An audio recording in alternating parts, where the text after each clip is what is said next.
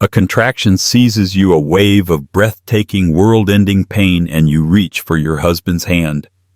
But he's not looking at you. He's not even looking at the monitors tracking the life you're both bringing into the world. His head is bowed, his face illuminated by the cold blue light of his phone. A smile, small and secretive, touches his lips as his thumbs fly across the screen. He thinks you don't notice. He thinks the agony of childbirth is enough to blind you. He's wrong. And he has no idea that with every tap on that screen, he's not just breaking your heart, he's building the case against himself. He has no idea that your lawyer is already on her way. The antiseptic smell of the hospital room was starting to feel like the scent of Genevieve's own fear. It clung to the back of her throat, a chemical tang that underscored every wave of pain. For 22 hours, the world had shrunk to the 4 pale green walls of the delivery suite, the rhythmic electronic beep of the fetal heart monitor and the tightening grip of her own muscles. It was a primal, all-consuming experience, a marathon of endurance that left no room for anything but the present moment. Or at least it should have. Liam, her husband of 6 years, was a fixed point in the swirling chaos. He sat in the worn-out vinyl chair beside her bed, his presence a supposed pillar of support. He'd been perfect at first. He'd rubbed her back, whispered encouragement, and fed her ice chips with a steady hand. He had played the role of the doting husband so flawlessly that for a few precious hours, Genevieve had allowed herself to believe in it completely. They were a team on the brink of becoming a family. But as the hours bled into one another, a subtle shift had occurred. A disconnect. His phone, which had been dutifully silenced and placed on the side table, began to emerge from his pocket with increasing frequency. Initially, he'd been discreet, angling his body away from her, pretending to be checking the time, or responding to a work email from his boss, Mr. Henderson. "Just a quick one, Jen," he'd murmur, his voice a low apology. "Henderson is a slave driver even now." Genevieve, lost in the haze of an epidural that wasn't quite doing its job, had just nodded, her focus entirely on breathing. In for 4, out for 4. The Lamaze mantra was her lifeline. She didn't have the energy to question him. But now, as dawn threatened to break, his pretense of discretion had all but evaporated. He was hunched over the small screen, his thumbs moving in a rapid, almost frantic dance. The heart monitor beeped its steady rhythm, beep, beep, beep, a stark contrast to the silent staccato rhythm of his texting. A low-grade hum of anxiety began to cut through Genevieve's pain-fogged mind. It started as a faint dissonance, a wrong note in the symphony of their shared experience. Another contraction began to build, a slow-gathering storm in her abdomen. She squeezed her eyes shut, her knuckles white as she gripped the bedrail. "Liam?" She gasped the name torn from her raw throat. There was a beat of silence, punctuated only by the beep, beep, and the frantic tap, tap, tap of his thumbs.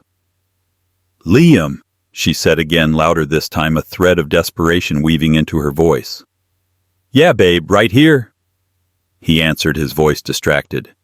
His eyes didn't leave the screen. He reached out a hand, blindly patting her leg in a gesture that felt more automatic than affectionate. It was the kind of absent-minded pat one gives a dog. The peak of the contraction hit her, a searing, tearing agony that stole her breath and made the room swim. She cried out, a raw, involuntary sound. In that moment of pure, unadulterated pain, she looked at him. And what she saw cleaved a tiny, sharp crack in her heart. He was smiling. It wasn't a smile for her. It wasn't a smile of encouragement or shared anticipation. It was a private, knowing smile, a soft, almost tender curve of his lips directed entirely at the glowing rectangle in his hands. He was somewhere else with someone else, sharing a moment that wasn't this one. The realization was colder and more shocking than the sweat that slicked her skin. As the contraction receded, leaving her trembling and breathless, the nurse, a kind woman named Carol with tired eyes and a warm smile, bustled in. "How are we doing, sweetie? You're progressing beautifully. 8 centimeters. Not long now." Carol adjusted Genevieve's pillows, her movements efficient and comforting. She glanced at Liam, still engrossed in his phone. A flicker of something disapproval pity crossed her features before she masked it with professional cheer. Dad, maybe put the phone away now. We're getting to the important part. Liam looked up startled as if surfacing from a deep dive. Oh, right. Of course. He fumbled with the phone, shoving it into his pocket with a sheepish grin. Sorry, just updating the family. You know how it is. My mom Brenda is a nervous wreck. It was a plausible lie. A good lie. But it felt utterly false. Brenda? His mother was in Hawaii on a cruise and barely knew how to use FaceTime, let alone text message chains. Genevieve knew this. She also knew the specific intent look on his face. It was the same look he'd had months ago when he'd started working late. So often coming home smelling of a perfume that wasn't hers, a musky vanilla scent she'd once smelled on a new colleague of his at a company party. Penelope. A woman with hair like spun gold and a laugh that seemed to echo long after it was gone. Genevieve had confronted him, then her heart pounding with a sick dread. He had laughed it off, called her crazy, hormonal insecure. He'd been so convincing in his indignation, so loving in his reassurances, that she had allowed herself to be persuaded. She had buried her suspicions, ashamed of her own lack of trust.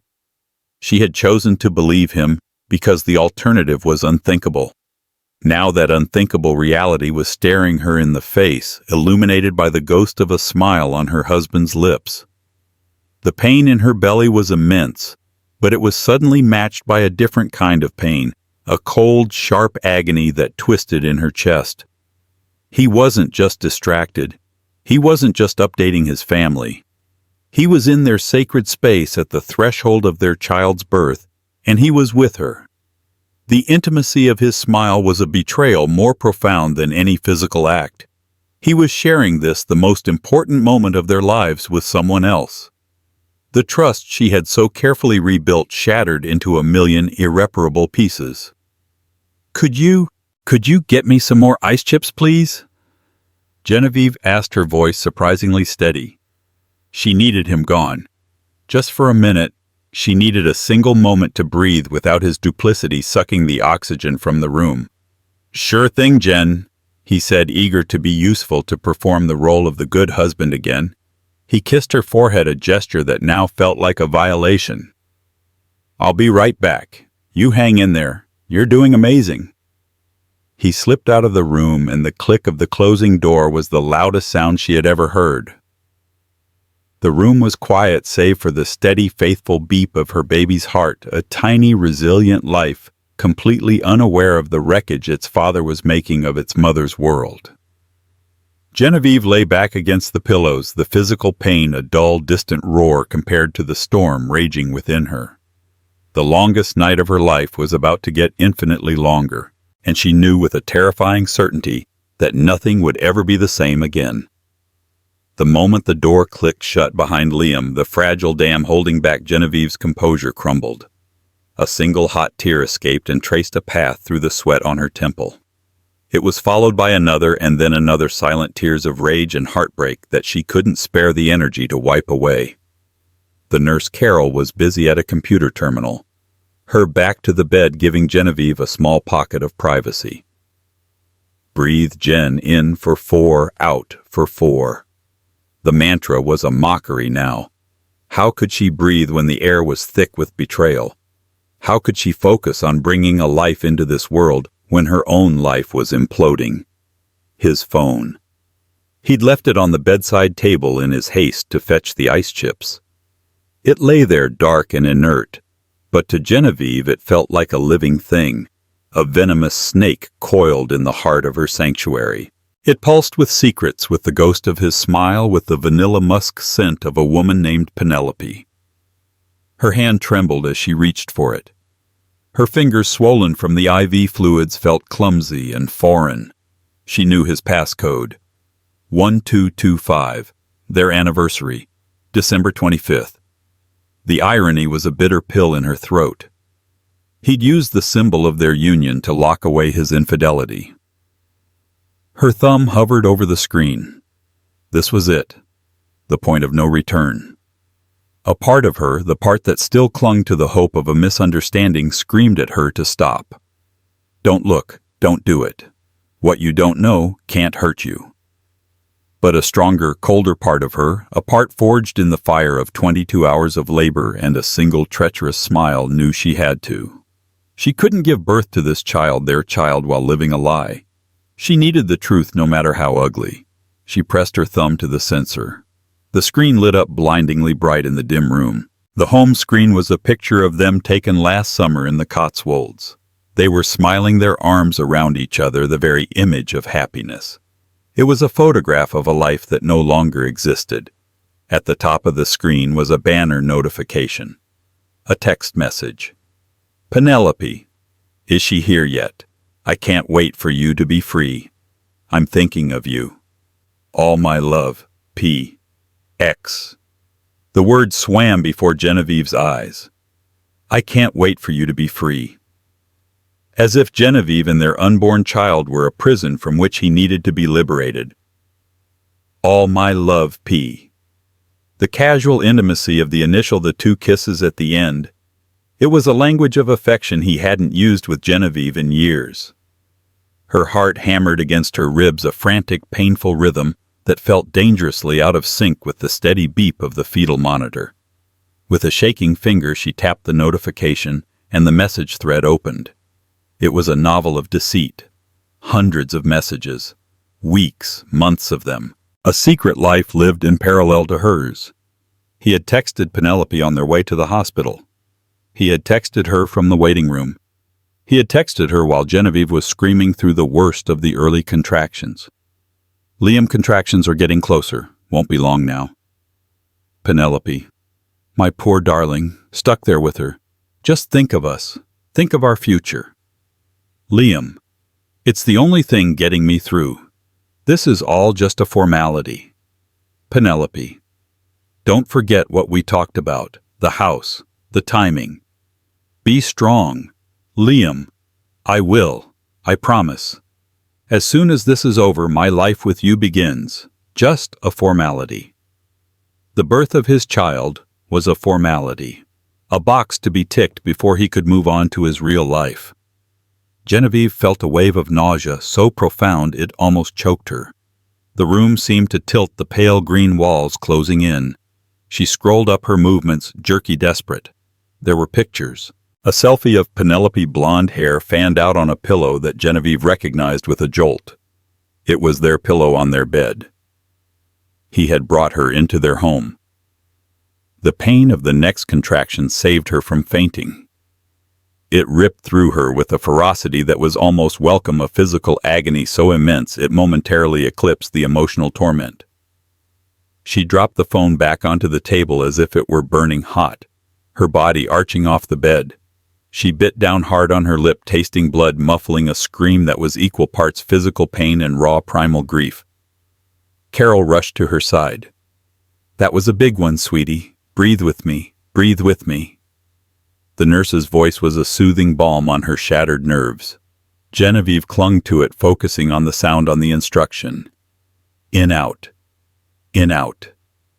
As the contraction subsided, leaving her hollowed out and shaking, a new feeling began to crystallize amidst the wreckage of her heart. The grief was still there, a vast black ocean, but now something else was taking shape on its shores, a cold, hard, diamond-sharp rage. Just a formality. As soon as this is over, my life with you begins. No, she would not be a formality. Her child would not be a stepping stone. Her pain, her effort, this monumental life-altering act of creation, it would not be the prologue to his sordid little love story. He had misjudged her. He had mistaken her love for weakness, her trust for naivete. He had sat there in that chair, bathed in the glow of his betrayal, and assumed she was too lost in her own pain to notice. He had underestimated the power of a woman on the verge of motherhood, a power that was now coursing through her veins alongside the hormones and the adrenaline. The door opened, and Liam walked back in a plastic cup of ice chips in his hand and a performative smile on his face. Here we go, Jen. The good stuff. He looked at her, his expression a mask of concern. You okay? You look pale. Genevieve met his gaze. She arranged her face into a mask of her own, one of pure exhaustion. She let him see the sweat, the trembling, the pain, but behind her eyes a plan was beginning to form. A plan born of fury and a sudden terrifying clarity. He thought this was the end of one life and the beginning of another. He was right. He just had no idea it was going to be his. Just tired, she whispered, her voice a dry rasp. So tired, Liam. He spooned an ice chip into her mouth. The cold was a shock grounding her. She looked at him, at the face she had loved, the face of a stranger, and she felt nothing but ice in her own veins. The game had changed. He thought he was in control. He thought he held all the cards. But he had left his phone on the table, and in doing so, he had just dealt her a winning hand. The final stage of labor was a blur of focused intensity. The world narrowed to Carol, the nurse's instructions, the doctor's calm voice, and the overwhelming primal urge to push. The betrayal, the phone, Penelope, Genevieve packed it all into a small locked box in the corner of her mind. She couldn't afford to let the poison of it touch this moment. Her baby deserved to be brought into the world with all of her mother's strength and focus, untainted by the father's weakness. Liam was by her side, holding her hand, whispering, "You can do it, Jen, you're so strong." His words were hollow, meaningless echoes. She squeezed his hand not for comfort, but as an outlet for the fury that simmered beneath the surface.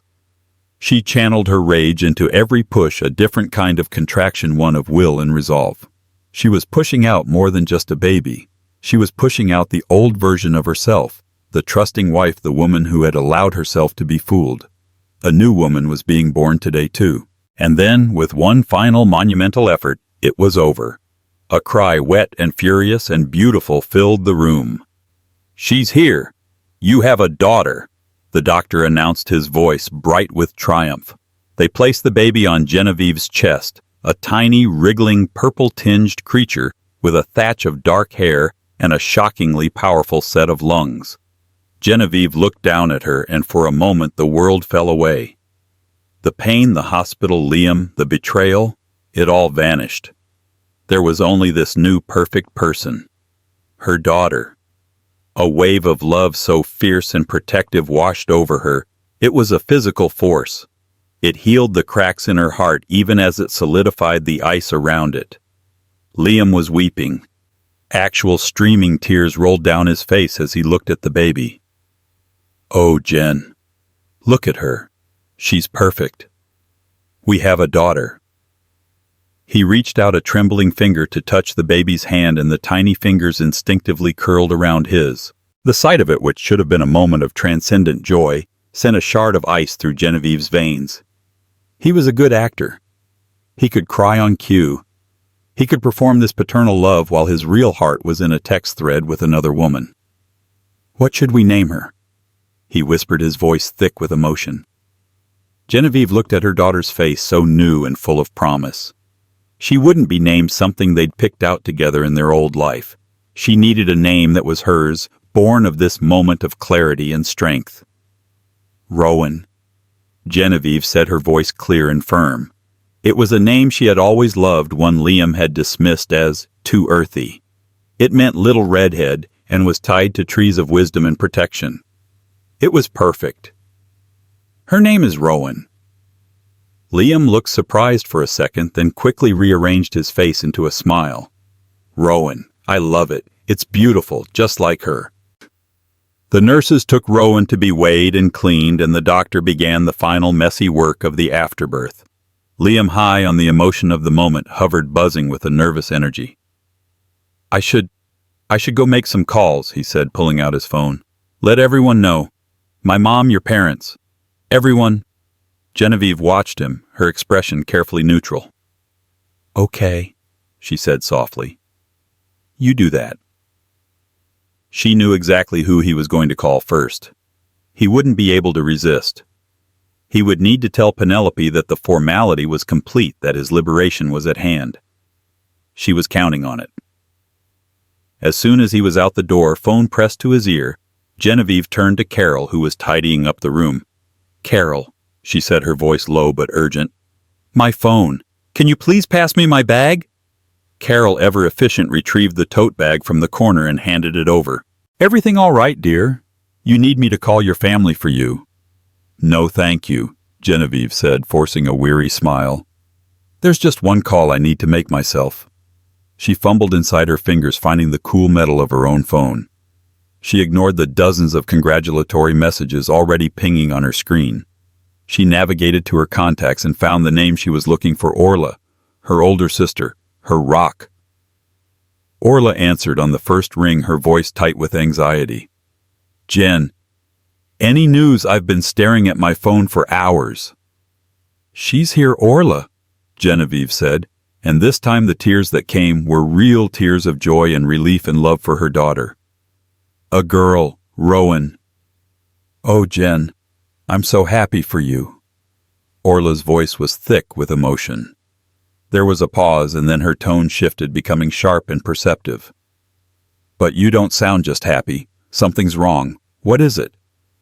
"What did he do?" Genevieve took a shaky breath. "He did it, Orla. He really did it. The whole time. Texting her. Right here." A string of curses came down the line from her normally composed sister. "That absolute... I'm going to kill him. I'm on my way." "No, wait," Genevieve said, her voice dropping to a conspiratorial whisper. "Don't come yet. I need you to do something for me first. It's time." "Time for what?" "Time for the in case of emergency plan," Genevieve said, a grim finality in her voice. "The one we talked about last year when I first suspected. The one I hoped I'd never have to use." There was a moment of stunned silence on the other end of the line. "Jen, are you sure now? Right after you've given birth?" "Especially now," Genevieve countered, her voice hardening. "He thinks I'm weak, exhausted, vulnerable. He thinks he's gotten away with it. He's about to walk out into that hallway high on the birth of his daughter and tell his mistress that he's coming for her. I want him to have that single moment of pure, unadulterated bliss before his world comes crashing down. It's poetic." Orla was quiet for a second, processing. Then Genevieve heard the sound of keys jingling. "Okay," Orla said, her voice now cold and businesslike. "I understand. I'll make the call." She said she could be ready on a moment's notice. "What's the room number?" 412, Genevieve said. "Maternity ward, West Wing. Tell her Liam just stepped out to make some calls. Tell her he's wearing a blue polo shirt and he looks like his whole world is about to begin." "Consider it done," Orla said, a dark satisfaction in her tone. "I'll be there as soon as I can after. I love you, Jen, and I am so proud of you." "I love you too," Genevieve whispered and ended the call. She lay back, her body aching, her heart a tangled mess of emotions. In the room next door, a baby cried. Down the hall, she could hear the faint, cheerful ringing of a phone. She closed her eyes. Liam was about to finish his call. He would feel a surge of triumph. He was free. His new life was just around the corner. But as he turned that corner, he wasn't going to find Penelope. He was going to find a woman in a perfectly tailored suit holding a manila envelope. The contraction of Genevieve's rage had passed. Now it was time for the fallout. Liam felt like he was walking on air. The hospital corridor, usually a place of anxiety and sterile silence, seemed to him a grand promenade, a path to a brilliant future. Rowan, his daughter. He kept saying the name to himself, testing its weight on his tongue. It was real. He had a child. He leaned against the wall, the cool paint a pleasant shock against his warm back, and hit Penelope's number on his phone. She answered instantly. "Liam, is it over?" Her voice was a breathy, excited whisper. "It's over," he said, a wide, genuine smile splitting his face. "We have a girl. Her name is Rowan." "Oh, darling," Penelope cooed. "A girl! That's nice. Are you okay? You must be exhausted." "I'm more than okay. I'm electric," he said, his voice dropping lower. "Penny, it's done. The last piece is in place." As soon as we're out of here, I'm starting the process, just like we planned. The timing is perfect, she said, a business-like tone entering her voice. My lease is up in 2 months. It gives you time to get your ducks in a row. To tell her. I will, he promised, though a small, inconvenient squirm of discomfort twisted in his gut. Telling Genevieve was the one part of the plan he hadn't fully worked out. He imagined tears, recriminations. It would be messy. But it was a necessary mess on the way to his clean new life with Penelope. Don't worry about that, just think about the house. Think about us. It's all I'm thinking about, she purred. I have to go, my love. My boss is giving me the evil eye. Call me tonight. I love you. I love you too, he whispered, and ended the call. He pushed off the wall, feeling 10 feet tall. He had done it. He had navigated the treacherous waters of the past 9 months, supported Genevieve through a pregnancy he hadn't wanted, and was now officially a father. It was a status that gave him a certain gravitas, he thought. He felt mature, responsible. He would be a great weekend dad. He and Penelope had even discussed which room in the new house would be Rowan's when she visited. He was so lost in his triumphant daydreaming, so focused on the sun-drenched vision of his future, that he didn't notice the woman standing by the nurse's station until he almost walked into her. She was tall and sharp, a series of elegant straight lines in a charcoal gray pantsuit that probably cost more than his car. Her black hair was pulled back into a severe, immaculate chignon, and her dark eyes, framed by stylish black-rimmed glasses, were fixed directly on him. She held a thick manila envelope in one hand. She didn't look like a doctor or a nurse. She looked like an executioner. Liam Peterson, she asked. Her voice was calm, cool, and utterly devoid of warmth. It cut through the celebratory fog in his brain like a shard of glass. Yes, he answered, a flicker of confusion passing through him. Was she from the hospital administration? Had there been an issue with their insurance? My name is Anya Sharma, she said, extending a hand. Her handshake was firm, brief, and businesslike. I am Genevieve's legal counsel. The words didn't compute. They floated in the air for a moment, a nonsensical jumble of syllables. Genevieve's legal counsel. What I think you have the wrong person. My wife just had a baby. I'm aware, Ms. Sharma interrupted smoothly, her expression unchanging.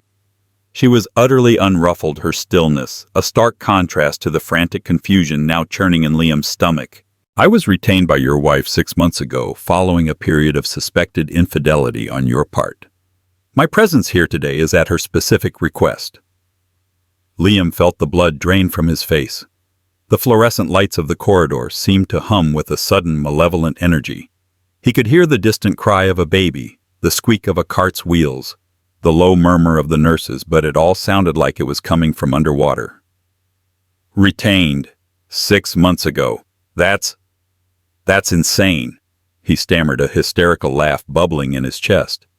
She's confused. The drugs, the labor. She's not thinking straight. This is a ridiculous mistake. He was grasping at straws, his mind scrambling to build a wall of denial against the cold, hard certainty in the woman's eyes. Genevieve was hormonal. She was paranoid. She had imagined things. He'd talked her down from this cliff before. He could do it again. On the contrary, Ms. Sharma said, her voice dropping a fraction, taking on a dangerous edge. I believe your wife is thinking with more clarity than she has in years. This ridiculous mistake, as you call it, is a petition for the dissolution of your marriage. She lifted the manila envelope. The gesture was slow, deliberate. It felt like she was unsheathing a sword. What? The word was a choked whisper. Divorce now? She just had our baby. You can't be serious. I am never anything but serious when it comes to my clients, Anya Sharma stated. Genevieve felt, and I concur, that this was the most efficient time to proceed, to prevent any further entanglement of assets, and to make a clean break before a shared parental routine is established. She took a step closer, and Liam instinctively took a step back, his back hitting the cool wall again. This time it offered no comfort, only the hard reality of being cornered. This envelope, she continued, her voice a low, clinical hum, contains the initial filing. It also contains a motion for temporary sole custody of your daughter Rowan on the grounds of moral turpitude and the creation of an unstable and deceptive home environment. Moral turpitude. The archaic legal phrase struck him like a physical blow. He felt dizzy, nauseous. His triumphant future, so bright and clear just moments ago, was rapidly dissolving into a gray, murky nightmare. "This is crazy," he repeated, shaking his head, trying to clear the fog. "She has no grounds, no proof.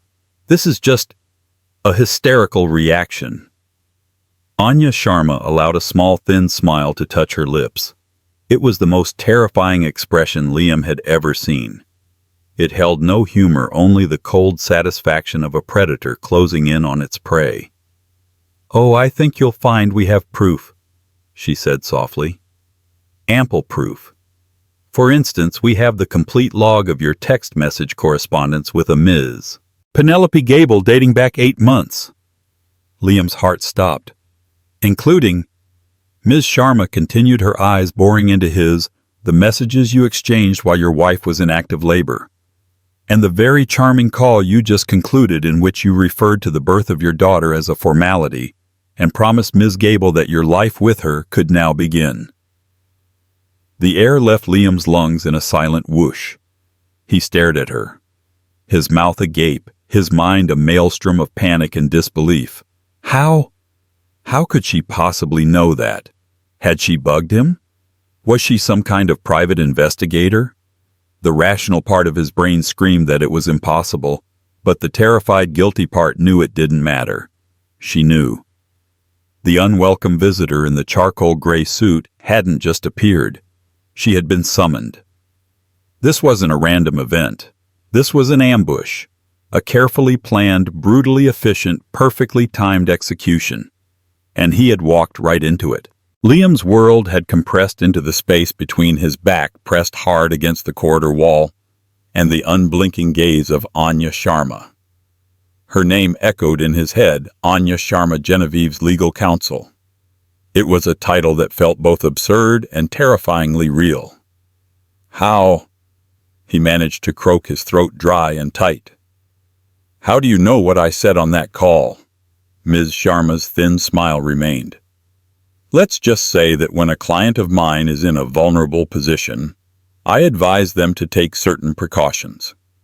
Your wife is a very intelligent woman, Mr. Peterson. You should have given her more credit." She gave no further explanation, letting his panicked mind fill in the blanks with paranoid fantasies of bugs and spies. The truth that Genevieve had simply predicted his actions with chilling accuracy was a possibility his ego wouldn't allow him to consider.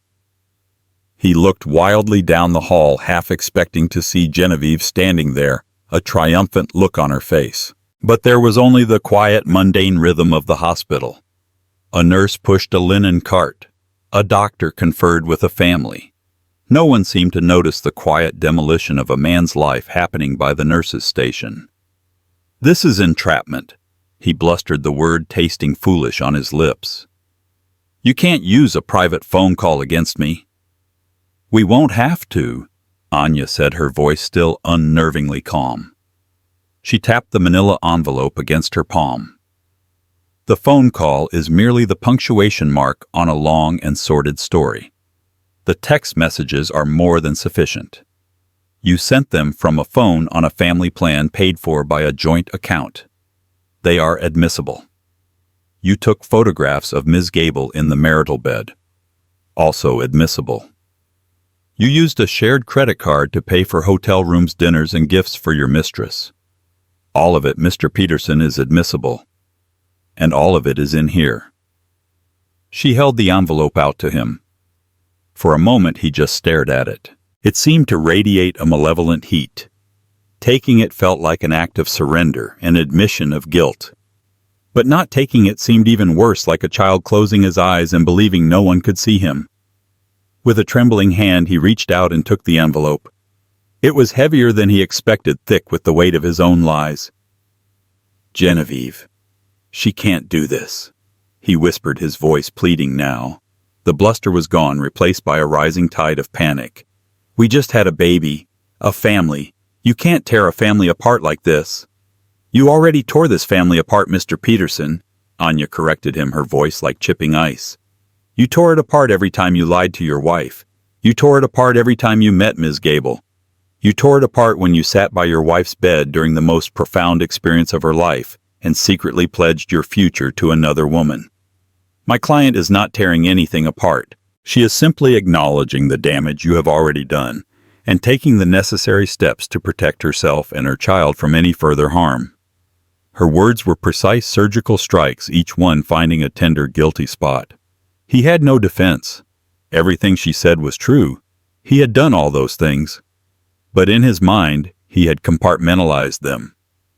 His life with Genevieve and the baby was one box, and his life with Penelope was another. He never intended for them to collide so violently. He fumbled with the clasp on the envelope, his fingers feeling thick and useless. He pulled out the sheaf of papers. The top page was stark and official, bearing the seal of the state court. Petition for dissolution of marriage. Genevieve Peterson. Petitioner versus Liam Peterson, respondent. Seeing their names printed in that cold legal font was like seeing his own obituary. Beneath it was the motion for temporary sole custody. He scanned the paragraphs, his eyes catching on phrases that made his stomach clench. A pattern of deceit and infidelity. Emotional distress inflicted upon the mother during childbirth. Actions demonstrating a profound lack of judgment and moral character. It was a portrait of him as a monster, a villain. It wasn't who he was.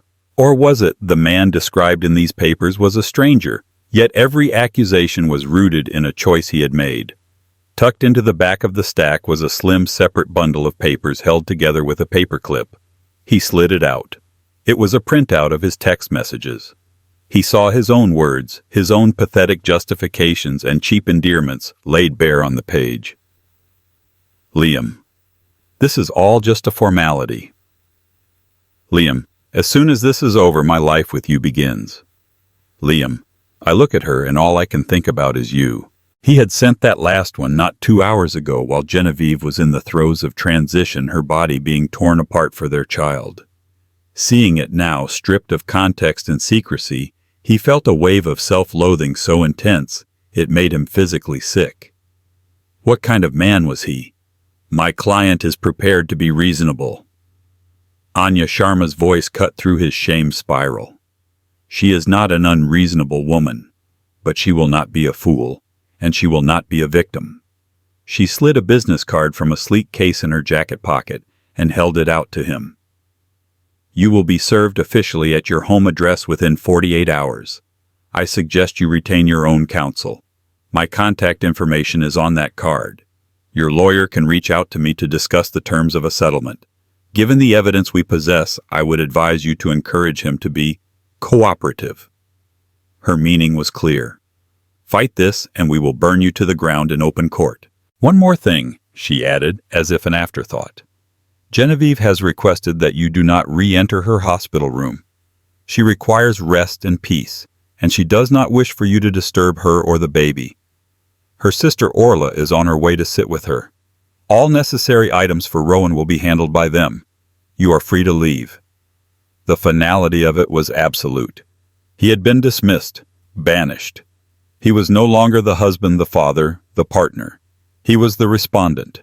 He was the man in the corridor locked out of the room where his new daughter lay. Anya Sharma gave him a curt final nod. Her work was done. She turned with an elegant pivot and walked away, her heels clicking a sharp, decisive rhythm on the linoleum floor. Liam was left alone, leaning against the wall, the legal papers a dead weight in his hand. The bright, hopeful future he had envisioned just 10 minutes earlier had been systematically and completely dismantled. He had walked out of that room a king, and now he was nothing. He had lost his wife, his daughter, and his home, all in the space of a single devastating conversation in a hospital hallway. For 10 minutes, Liam stood frozen in the corridor, the papers clutched in his hand like a writ of execution. The words, "You are free to leave," echoed in his head, a hollow permission to be cast out. But he couldn't leave. Not like this. This was a nightmare, a misunderstanding orchestrated by a shark of a lawyer and a hormonal, vengeful wife. He had to talk to Genevieve. He had to see her explain. He could fix this. He had always been able to fix things, to talk his way back into her good graces. Ignoring Anya Sharma's edict, he turned and pushed open the door to room 412. The scene inside stopped him cold. The air, which had been charged with his own nervous energy just a short while ago, was now still and calm. Genevieve was sitting up straighter in the bed, the weariness still etched on her face, but overlaid with a new steely resolve. The harsh fluorescent lights seemed to have softened, or perhaps it was just the expression in her eyes. They were clear-focused and utterly devoid of the love he was used to seeing there. They were the eyes of a stranger. In her arms, nestled against her chest, was Rowan, swaddled tightly in a soft pink blanket. The baby was quiet, her tiny face serene. It was the picture of maternal peace, a perfect, self-contained world from which he was entirely excluded. "Anya said you were told not to come back in here," Genevieve said. Her voice was quiet, but it carried the weight of cold, hard steel. "Jen, we have to talk." He began taking a step into the room. He let the door swing shut behind him, closing them into the tense silence. "This is insane. A lawyer? Divorce papers. Here now. After what we just went through." "After what I just went through," she corrected him, her gaze unwavering. "You were just a spectator, a distracted one at that." He flinched as if she'd slapped him. "That's not fair. I was here. I held your hand." "You held my hand while you texted your mistress," she stated, not as a question but as a fact. "You told me I was strong while you were arranging your new life with Penelope. Did you really think I wouldn't find out, Liam? Did you think I was that stupid, that I was so blinded by pain I couldn't see the smile on your face when you looked at your phone?" The directness of the attack left him speechless. He had expected tears, shouting a dramatic, messy fight. He had not expected this cold, surgical precision. "It's not what you think," he stammered, falling back on the old useless script. "Penny is just a friend," she was concerned. Genevieve actually laughed. It was a short, bitter, humorless sound that made the baby in her arms stir. "A friend? Don't insult my intelligence, Liam. Not anymore. I read the messages. All of them. The ones about the house you were going to buy. The ones where you called the birth of your daughter a formality. The pictures, Liam. The pictures of her in our bed." Each word was a nail in his coffin. He sank into the vinyl visitor's chair, the same chair where he had sat for hours living his secret life. The papers in his hand felt slick with sweat. I messed up," he admitted, his voice cracking. This was his last resort confession, contrition. "I messed up badly, Jen. I was scared. The baby, the responsibility. I got lost. But seeing Rowan, seeing you, it changes everything. That's over. I swear. We can fix this. For Rowan. We can go to counseling." He looked at her, his eyes pleading, trying to find the soft, forgiving woman he had married. She was gone. In her place was this queen of ice. "There is no we anymore," Genevieve said calmly, adjusting the blanket around Rowan. "And you will not use our daughter as a shield for your own deplorable behavior. For Rowan is exactly why we are doing this now. For Rowan, I will not raise her in a house built on lies. For Rowan, I will not model a relationship where the mother is a doormat who accepts her husband's infidelity. For Rowan, I will provide a stable, honest, and peaceful home. And that home does not have you in it." The finality in her voice was absolute. This wasn't a negotiating tactic. This was a verdict. "So what now?" he asked, his voice a hoarse whisper. I just walk away. I don't get to see my daughter. You can see your daughter, she said, her voice softening for the first time, but not with affection, with a kind of pity. On a schedule determined by the courts. You will have supervised visitation rights to begin with. Frankly, your judgment is questionable, and I won't have Penelope or any other woman you decide to entertain playing mother to my child. The door opened then, and Orla, Genevieve's sister, walked in.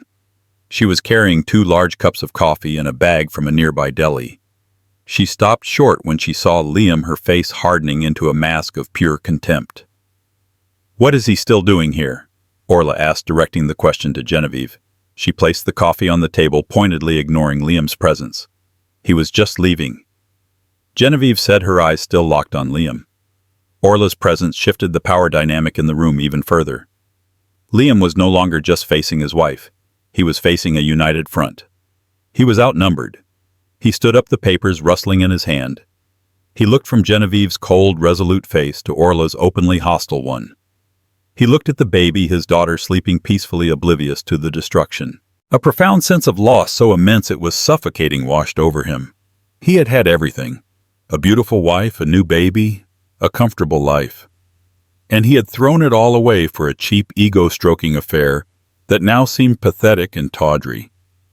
Penelope's promises, which had seemed so intoxicating just an hour ago, now felt like ashes in his mouth.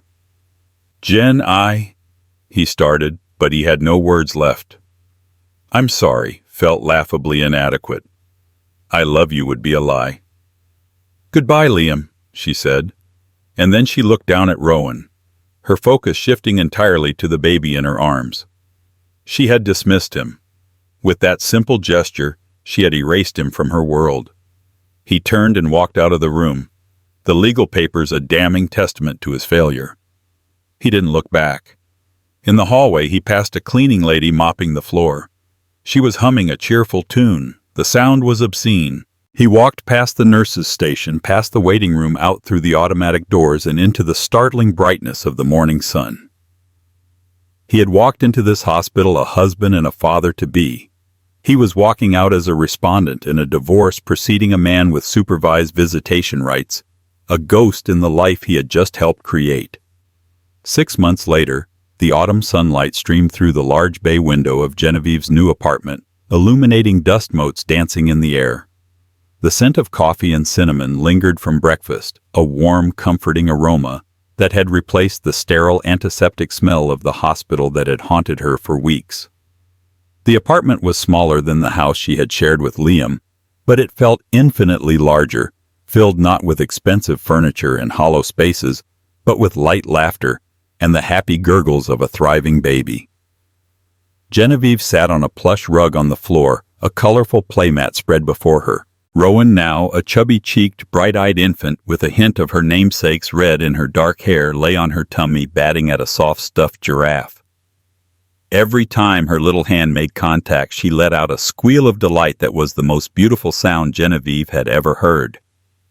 The past 6 months had been a crucible. There had been sleepless nights, not just from the baby, but from the phantom limb of a life that had been amputated. There were moments of profound loneliness, of wondering if she had been too hasty, too harsh. The legal process had been draining, a marathon of mediation and paperwork, of dividing a life into neat columns of assets and liabilities. But through it all, there was Rowan. Her daughter was her anchor and her compass. Every decision Genevieve made, from fighting for the custody arrangement she wanted to choosing this sunny 2-bedroom apartment near a park, was made with Rowan's best interests at its heart. Orla, who had been a constant, unwavering presence, sat on the sofa scrolling through her tablet. "Well, look at this," she said, a note of dark amusement in her voice. Penelope Gable just updated her relationship status on social media. Genevieve looked up, a flicker of curiosity warring with her desire to remain completely indifferent. "Oh yeah. To what?" "Single," Orla announced with a smirk. "And she's moved. To San Diego. Looks like the grand romance didn't survive contact with reality." Genevieve felt a small, vindictive thrill. But it was fleeting, quickly replaced by a sense of weary pity. Liam's new life, the one he had been so eager to begin, had imploded before it had even truly started. The settlement had been costly for him. He'd had to sell the house to give Genevieve her half, and the child support and alimony payments calculated based on the evidence of his infidelity and earning potential left little room for the lavish lifestyle he and Penelope had envisioned. Their dream house had evaporated, replaced by the grim reality of legal fees and financial obligations. Liam saw Rowan twice a week for 3 hours at a time at a supervised visitation center. Genevieve had seen him there once from a distance when she was dropping Rowan off. He looked diminished. The cocksure swagger was gone, replaced by a sad, tired slump in his shoulders. He cooed and played with Rowan during their sessions, a dutiful father performing for an audience of one social worker. But the reports noted he often seemed distracted, checking his phone, a phantom limb of an old habit. He had tried in the beginning to win Genevieve back. There were pleading texts, long rambling emails filled with self-pity and belated apologies. But his apologies always centered on the consequences he was facing, not the pain he had caused. He was sorry he got caught. He was sorry his life was ruined. He was never truly sorry for the betrayal itself. And Genevieve, with her newfound clarity, could see the difference. She had set his contact to go straight to a folder she never read, leaving all communication to be handled through their lawyers. "Good riddance to her," Genevieve said, turning her attention back to Rowan, who was now trying to chew on the giraffe's ear. "He deserves to be alone." "He's not your problem anymore," Orla said, putting her tablet away. "He's just a man who pays you money every month, a footnote in your story. This," she said, gesturing around the light-filled room at Genevieve and Rowan. "This is the story." Genevieve smiled, a real, genuine smile that reached her eyes. Orla was right. Her life was no longer defined by Liam's betrayal, but by her own resilience. The moment in that hospital room when she had made the call to her sister had been the birth of not just her daughter, but of her own independence. She had taken the worst moment of her life and transformed it into an act of empowerment. She had refused to be the victim in his narrative. Instead, she had written her own ending and a brand new beginning. She scooped Rowan up into her arms, burying her face in the baby's soft, sweet-smelling neck. Rowan giggled, grabbing a fistful of Genevieve's hair. Looking at her daughter, Genevieve felt a wave of love so pure and powerful it was breathtaking. It was a love unburdened by secrets and lies. It was a love that was hers alone. She had walked through fire, but she hadn't been burned. She had emerged stronger, fiercer, and freer than she had ever been before. She was a mother. She was a survivor. And for the first time in a very long time, she was truly, completely happy. What you just heard isn't just a story of betrayal. It's a testament to the incredible strength that can be forged in the fires of heartbreak. It's about a woman who, in her most vulnerable moment, refused to be a victim and instead became the architect of her own justice. Genevieve's story is a powerful reminder that our lowest points can often become the foundation for our greatest comebacks. It shows that clarity can come from pain, and empowerment can be seized even in the sterile corridors of a hospital.